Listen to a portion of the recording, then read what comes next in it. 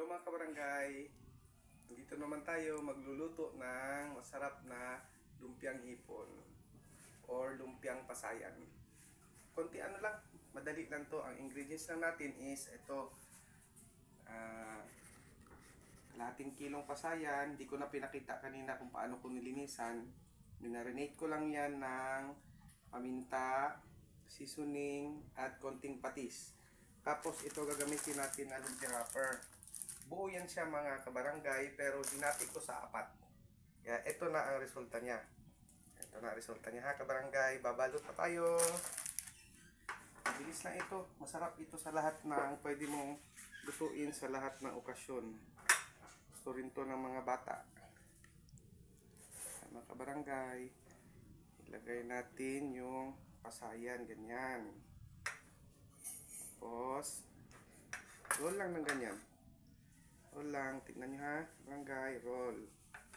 Tapos, roll sa dulo, roll uli, lagyan ng konting tubig ang dulo para kumapit siya, hindi siya mag bulag-bulag ba, bulag-bulag. Yan. Pa. Ulit tayo. Mga barangay. Yan lang kasimple. Sarap ito, maniwala kayo sa akin. Gustong gusto ng mga anak ko to eh. Basta yung timplada mo lang mga kabarangay, yun lang. Balatan mo lang yung shrimp.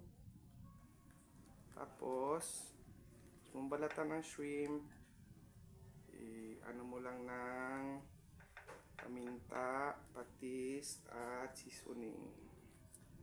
Yan mga kabarangay. Yan.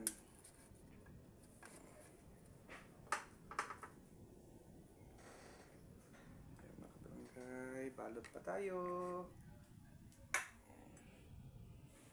Yan uli. Yan lang.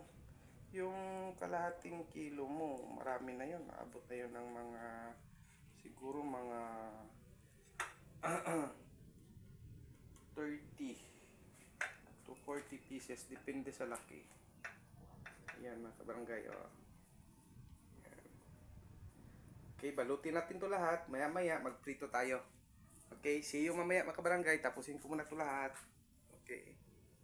Thank you. Go. Yan mga kabarangay. After 15 minutes, natapos ko na rin balutin ang ating lumpiang pasayan. Ngayon mga kabarangay, magpainit na tayo ng mantika. Ito na kabarangay. Iwan na natin yung ating kalan. Magpainit tayo ng mantika.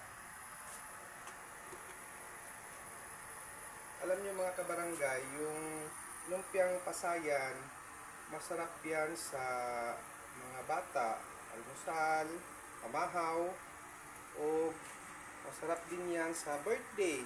Paris po sa pansit, iparis mo sa spaghetti, chicken. Masarap yan mga kabarangay. At saka madali lang siya gawin. Biro mo, marinate mo lang sandali, balatan yung shrimp, marinate mo lang ng paminta, seasoning, patis konti, balutin. Tapos prito na. Ang bilis na talaga, pero masarap siya mga kabarangay. Mamaya makita mo. Pagka naluto na mga kabarangay, makita nyo masarap ito. Prito muna ako ha mga kabarangay. Ito na mga kabarangay. Mainit na ang ating mantika. Yan na. Isahan natin siyang prituhin mga kabarangay. Oops. Dalawa. Ayan. Ayan.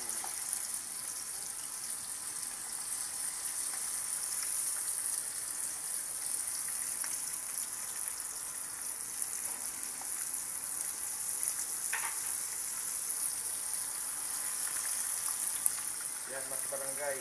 Alam niyo mga kabarangay, ang pagprito nito, hindi siya dapat yung naka one side lang. Dapat kabarangay, bali-balik ka rin natin para yung kanyang lumpia wrapper is hindi masunog. Yan mga kabarangay. Kasi pag yan siya nasunog, okay lang naman, pero pangit pa sa tignan.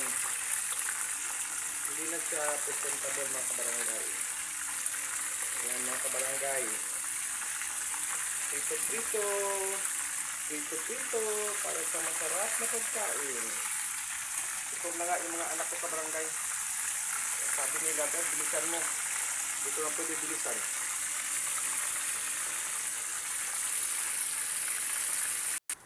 Ito. Ito na mga kabarangay. Mga after baliktad ko ng baliktad, after mga 5 minutes, ayan na siya kabarangay. Pag golden brown na mga kabarangay, alam na this. Luto na this mga kabarangay. Yan. Yan. Yan mga kabarangay. Sarap nito. Yan. Yan mga kabarangay. Salang pa tayo ng isalang natin yung iba. Siyempre, alangan naman, lutuin natin natin ito.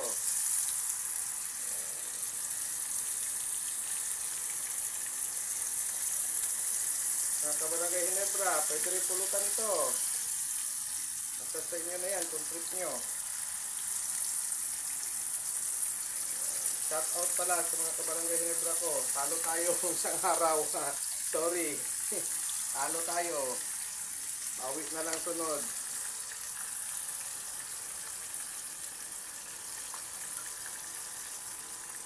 Go. Ayan na mga kabarangay. Natapos na ang ating lumpiang hipon or pasayan. Ang sarap niya mga kabarangay.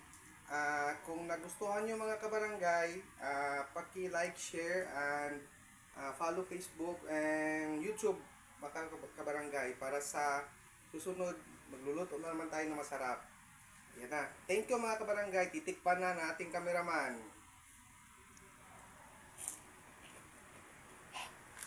Masarap. Thank you. Bye-bye.